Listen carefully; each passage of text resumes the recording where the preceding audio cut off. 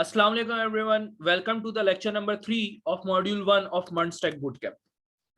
आज के लेक्चर के अंदर जो सबसे इंपॉर्टेंट टॉपिक हम देखने वाले हैं वो ये है कि कोई भी वेब ब्राउजर आपके HTML डॉक्यूमेंट को रेंडर किस तरह करता है, मतलब उसको एग्जीक्यूट किस तरह करता है।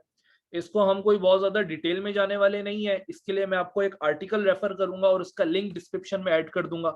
आप चाहें तो उसको जाके डिटेल में पढ़ सकते हैं। पिछले लेक्चर के अंदर हमने देखा था कि किसी भी प्रोग्राम को अगर आपने मशीन में रन करना होता है, फॉर एग्जांपल मैंने आपको एक एग्जांपल दी थी कि पाइथन फाइल है आपके पास, आप उसको मशीन में रन करते हैं या किसी भी और सॉफ्टवेयर को अगर आप मशीन में रन करते हैं तो आपका आईडीई किस तरह वर्क करता है। आपका आईडीई आपकी सोर्स फाइल को लेता है जिसकी एक्सटेंशन पाइथन अगर है तो हमने एग्जांपल ली थी डॉट पाई के तौर पे उसकी एक्सटेंशन थी। जो मैं फाइल बनाऊंगा उसकी जो एक्सटेंशन होगी वो मॉसन डॉट पाई या प्रोजेक्ट डॉट पाई या इंडेक्स डॉट पाई करके कुछ भी नाम हो सकता था। आपके आईडी के आपका आईडी जो कि कंपाइलर से लिंक्ड होता है, तो कंपाइलर उस आपकी फाइल को उठाता है और उसको कन्वर्ट करता है ऑब्जेक्ट फाइल के अंदर, यानी कि 01 लैंग्वेजेस के अंदर, मशीन लैंग्वेज के अंदर कोड को कन्वर्ट करता है और वो कोड जिस फाइल के अंदर होता है वो कहलाती है ऑब्जेक्ट फाइल, और आपका वो जो रिस्पेक्टिव कोड होता है वो कहलाता है ऑब्जेक्ट कोड। उसके बाद हमने देखा था कि लिंकर उस फाइल को लेता है और कन्वर्ट करता है एग्जीक्यूटेबल फाइल में, और फिर वो फाइल एग्जीक्यूट होती है। वो जो फाइल होती है .exe एक्सटेंशन के साथ वो आपकी मशीन में रन होती है। लेकिन इस केस के अंदर वेब डेवलपमेंट के अंदर सिनेरियो बिल्कुल डिफरेंट है। हम अपने सॉफ्टवेयर को मशीन के अंदर रन नहीं करते, हम अपने सॉफ्टवेयर को ब्राउजर पे, वेब ब्राउजर पे जाके रन करते हैं। तो वो जो मैकेनिज्म था वो उन सॉफ्टवेयर्स के लिए था, उन एप्लीकेशंस के लिए था जो मशीन के अंदर रन होती है। इधर हम जो अपना मैकेनिज्म देखेंगे वो ब्राउजर के लिहाज से देखेंगे। ब्राउजर के लिहाज से जो हमारा मैकेनिज्म है वो थोड़ा सा कॉम्प्लेक्स है, इसीलिए हम डिटेल के अंदर नहीं जाएंगे। मैं हल्का बुल्का आपको आइडिया दे दूंगा और एक आर्टिकल रेफर कर दूंगा। अगर आपको इंटरेस्ट है तो आप उस आर्टिकल को पढ़ सकते हैं। लेटेस्ट आर्टिकल है जो कि जून 2021 में ही लिखा गया, तो उस आर्टिकल का लिंक मैं डिस्क्रिप्शन में ऐड कर दूंगा। आइए जी आगे बढ़ते हैं। तो सबसे पहले तो हम देखेंगे कि आपका वेब ब्राउजर .html फाइल को रीड किस तरह करता है। उसके बाद हम देखेंगे कि एक HTML डॉक्यूमेंट का जनरल स्ट्रक्चर क्या होता है। उसके बाद हम देखेंगे कि सोर्स कोड एडिटर को डाउनलोड किस तरह करना है, कोई एक सोर्स कोड एडिटर डाउनलोड करेंगे। यहाँ पे मैं एक बात बता दूं, हम माइक्रोसॉफ्ट का VS कोड पे कोडिंग करने वाले हैं। आने वाले वक्तों के अंदर हम VS कोड के ऊपर कोडिंग करेंगे, लेकिन अभी फिल वक्त जो है हम सोर्स कोड एडिटर डाउनलोड करूंगा मैं, एक नोटपैड++। सिर्फ बेसिक 1 या 2 प्रोग्राम आपको बताऊंगा ताकि आप उसको आईडी पे जब हम काम करें, VS कोड के ऊपर जब काम करें, तो उसकी एफिशिएंसी आप कंपेयर कर सकें कि एक सोर्स कोड एडिटर पे और एक आईडी पे काम करने में दोनों में क्या फर्क आता है। तो अभी हम सोर्स कोड एडिटर पे काम करेंगे, सोर्स कोड एडिटर पे बेसिक कोडिंग करेंगे। उसके बाद जब हम थोड़ी बहुत हमारी लर्निंग हो जाएगी, हम 1 से 2 प्रोग्राम बना लेंगे, बेसिक वेब पेज को खड़ा कर देंगे, तो हम अल्टीमेटली शिफ्ट हो जाएंगे हमारे आईडी पर, जो कि हमारा होगा VS code, visual studio code पे हम अपनी कोडिंग करेंगे। तो फिलहाल आज के लेक्चर के अंदर हम सोर्स कोड एडिटर डाउनलोड करेंगे। उसके बाद हम एक जनरेट करेंगे एक HTML पेज, मतलब एक बेसिक वेब पेज को जनरेट करना सीखेंगे। उसके बाद हम देखेंगे कि HTML के अंदर कितने टाइप्स के टैग होते हैं, और थोड़ा सा हम आज के लेक्चर के अंदर कॉन्सेप्ट डिस्कस करेंगे टाइटल टैग का। तो आइए जी आगे बढ़ते हैं। इधर देखते हैं कि वेब ब्राउजर आपकी किसी भी .html फाइल को रेंडर किस तरह करता है, उसको एग्जीक्यूट किस तरह करता है, या उसको आप कह लीजिए कि स्क्रीन पे डिस्प्ले किस तरह करवाता है। बहुत बेसिक कॉन्सेप्ट देखेंगे। आप देख रहे हैं कि हमें यहाँ पे मैंने एक आर्टिकल का रेफरेंस भी दिया हुआ है, आप लोग चाहें तो इसको मैं डिस्क्रिप्शन में ऐड कर दूंगा, इस आर्टिकल को रीड कर सकते हैं। सबसे पहले तो जी रिकॉल करते हैं कि वेब ब्राउजर होता है क्या है। वेब ब्राउजर एक सॉफ्टवेयर है जो कि आपकी फाइल को एक्सट्रैक्ट करता है फ्रॉम सर्वर। इधर मैंने एक चीज लिखी है, फ्रॉम योर लोकल कंप्यूटर। आपके लोकल कंप्यूटर से उठा के अगर स्क्रीन पे डिस्प्ले करवाना है तो वो भी आपके वेब ब्राउजर का काम है, वो भी देखते हैं जी कैसे। सर्वर क्या है, सर्वर से कैसे फाइल उठाता है वेब ब्राउजर, स्क्रीन पे किस तरह डिस्प्ले करता है, ये सारा कॉन्सेप्ट हम डिस्कस कर चुके हैं लेक्चर नंबर 1 के अंदर।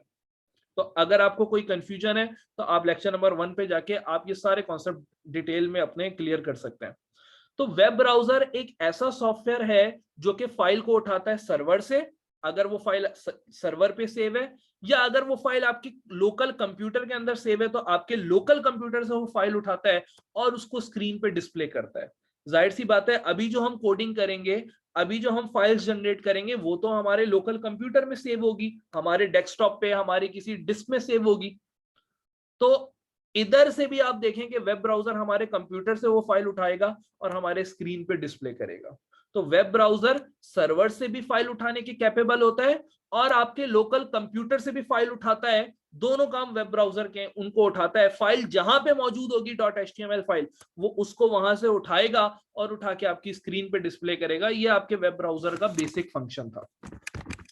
अच्छा, एक बात जो यहाँ पे समझने की आती है वो ये कि वेब ब्राउजर के अंदर एक बिल्ट इन सॉफ्टवेयर मौजूद होता है, एक बाय डिफॉल्ट सॉफ्टवेयर उसके अंदर मौजूद होता है, एक ऐसा सॉफ्टवेयर मौजूद होता है जो उसके अंदर पहले से इंस्टॉल्ड होता है, और वो सॉफ्टवेयर कहलाता है ब्राउजर इंजन। ये जो असल में काम है कि फाइल को उठाना और उसको यूजर की स्क्रीन पे डिस्प्ले करवाना, असल में ये ब्राउजर इंजन का काम है। ब्राउजर इंजन क्या है? Browser engine is nothing, it is a software that is present inside the browser. तो अगर इधर मैं रीड करके बताऊं, the browser contains a built-in software that loads your file and display on the screen. This built-in software of the browser is called browser engine. Basically, the browser engine is the key software on which a browser runs. Browser engine वो basic, वो major software है जिसके ऊपर आपका कोई भी browser run होता है या जो ब्राउजर की फंक्शनिंग को कंट्रोल कर रहा होता है। असल में तो आप कह रहे हैं कि ब्राउजर इंजन दिखाने को है, सारा ब्राउजर दिखाने को है, सारा काम पीछे बैठ के ब्राउजर इंजन करता है।